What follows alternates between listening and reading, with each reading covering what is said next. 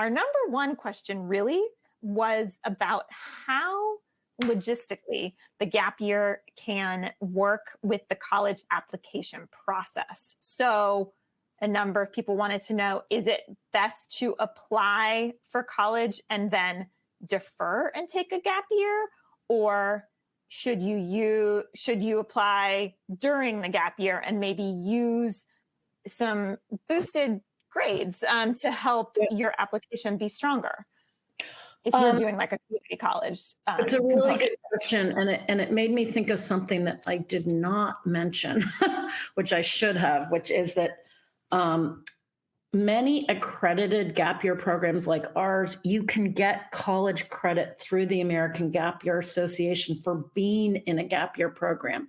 Now, some colleges won't accept that credit, so it's just kind of credit out there, but many will, and it will provide you that opportunity to have another resource that would add to your application, not just doing the gap year, but also getting this college credit. And basically what the credit is it's taking experiential learning and turning it into a project that you are graded on. People are not going to like this answer, but it completely depends on your student, right?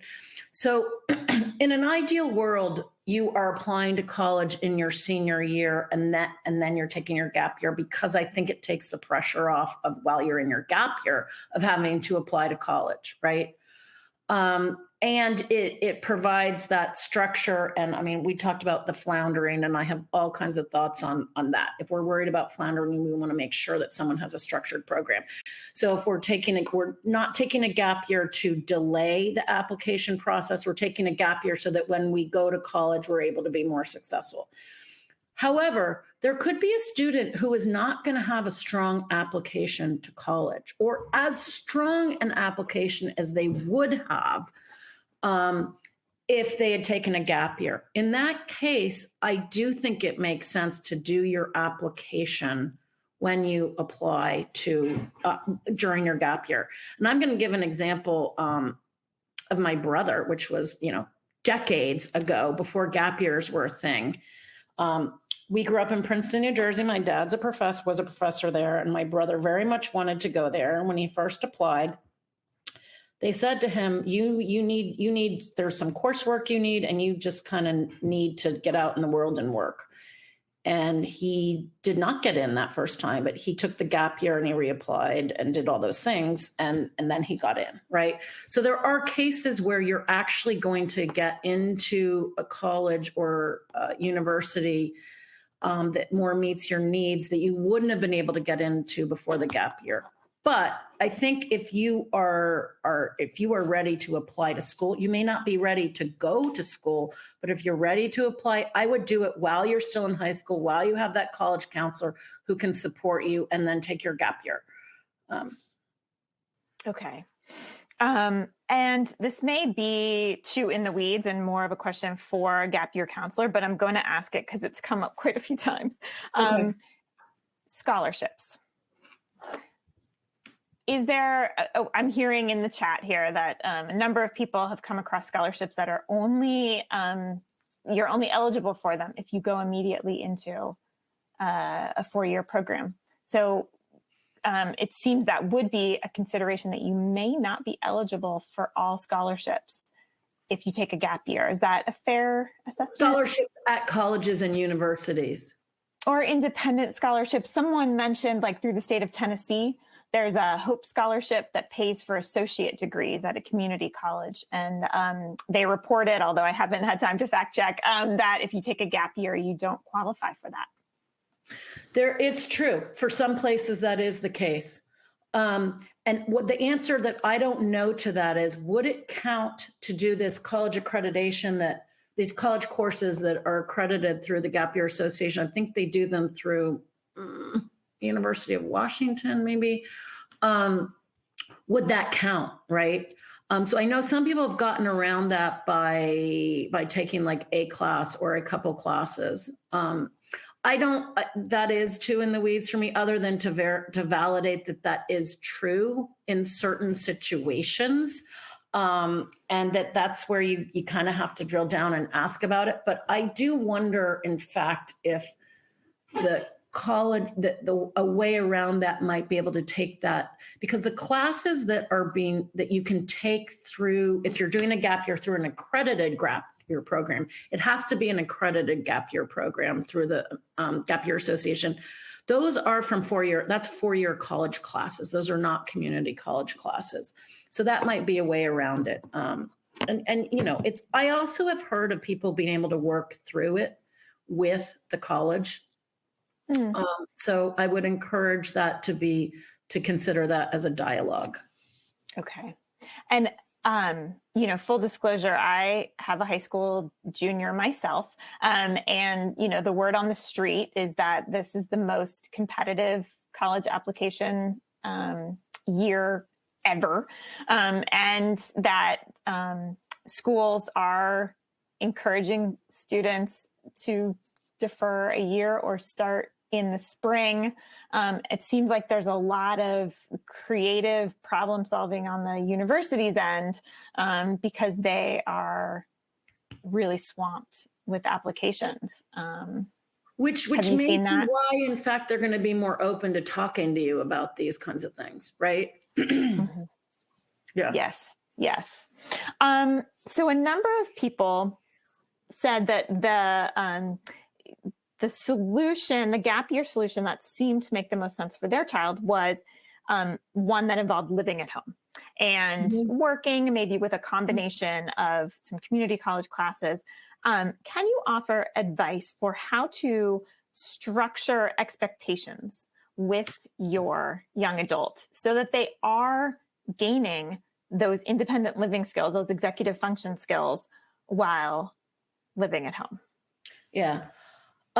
So we have a lot of people who do our program and do that, people in the DC area. So I'm very familiar with that. I think it's a great alternative. We don't have to necessarily go on an expensive trekking to Nepal. And there are college counselors who actually prefer to see that. They would prefer to see that you worked at, you know, Starbucks and took a community college class and really learned about the real world, and your application might be stronger with that. So I encourage people who are thinking about that. However, you know, I have this big asterisk on my notepad here about the floundering. You have got the problem of living, and I'm a parent, I have 3 adult children, and I fall into the same trap, is that we, in trying to help our children, sometimes we help them too much, right? So you cannot jump in, you cannot go wake them up if they're late to work, right? You cannot do that. You cannot be driving them to work. Right? So you have to set certain boundaries. You have to make sure that all those college capable skills all those college ready skills I was talking about, that they have, that they're taking their own medicines. If they're taking medicines, that they're on their own sleep schedule. You should be able to leave them. You should be able to leave them for a week if need be, and they can manage on their own in your home, right? If we have a problem with screens, we have to start with a screen hygiene plan, right? And it sounds juvenile, but you have to do it, and you're creating a contract and you're both agreeing to it. Does that mean you're going and checking on your child all the time? No, you trust them, but you're putting those parameters in place. I also think you have to work, right? And so some people say they can't get a job. I totally understand that. Volunteering is working. You can work and not be paid for it, but you need to be doing that a minimum of 15 to 20 hours a week. I think that's more important than taking the community college class. And I would encourage you that it may be, depending on where your student is. If your student is someone who really enjoys reading books and learning and producing papers, go for that. But if your student is someone who really wants to not do that, I would look at like the arts or physical activity, like some sort of class that doesn't involve that. But it has to be super structured, and you have to create a schedule as if you were a gap year program yourself, right? Monday, Wednesdays, Friday, you're doing X. Tuesday, Thursdays, you're doing Y. You have the sort of contract that you're agreeing to, that you're not going to cook their meals for them. You're not going to give them their medication. You're not going to drive them to their jobs or to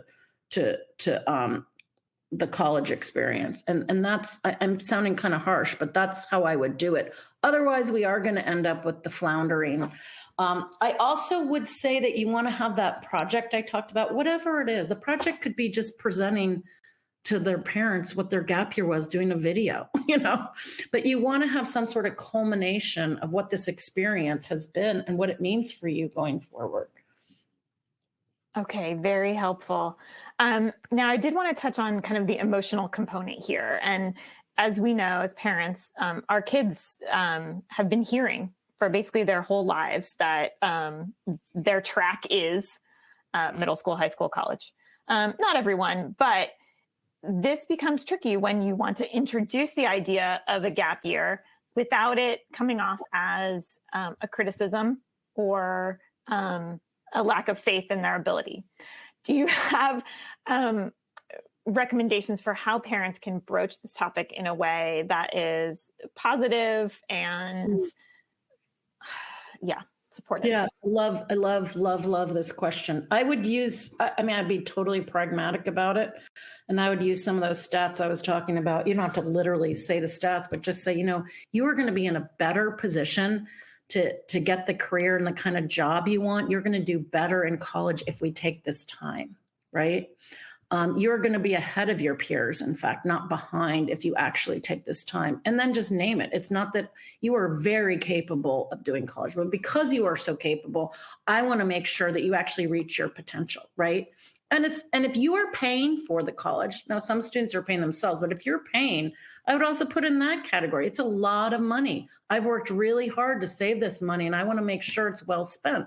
Right. And so I want to make sure you get the most out of your experience because you have so much potential. Right. And I would put it in those terms that it's going to be to their advantage. We're not derailing going to college. We're just finding an alternate way to get there. Right. And in the end, it's going to put them in a better position. So we're coming from a strengths-based approach. We're talking about all their attributes. We're talking about how much better off they're going to be. We're talking about how this is going to help them. And then we're inviting them into the conversation, right?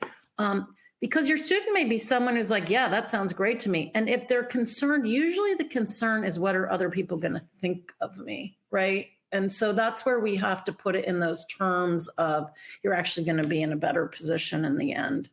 Mm-hmm.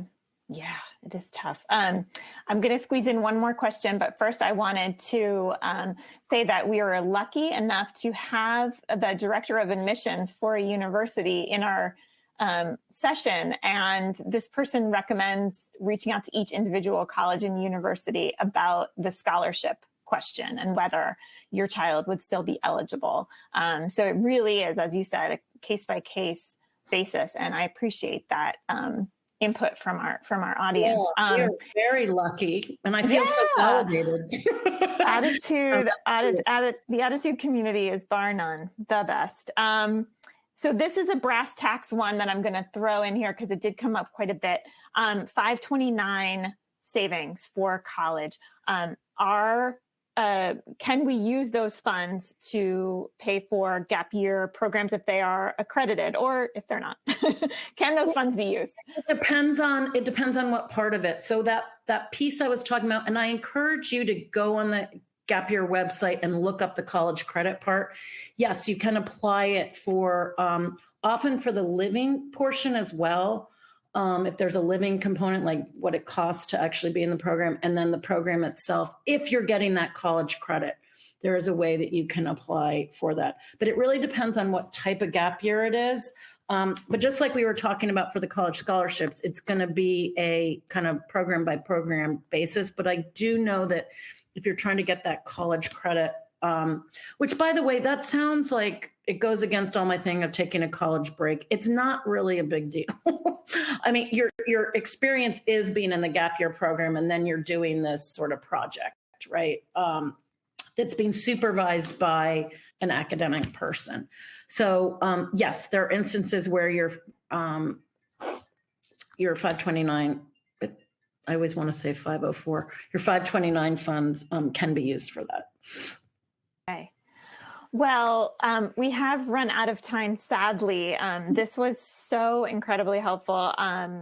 Thank you, Carolyn, so much for not only contributing your expertise, but also providing us with all of these resources. This feels much more doable, something to tackle. So thank you very much.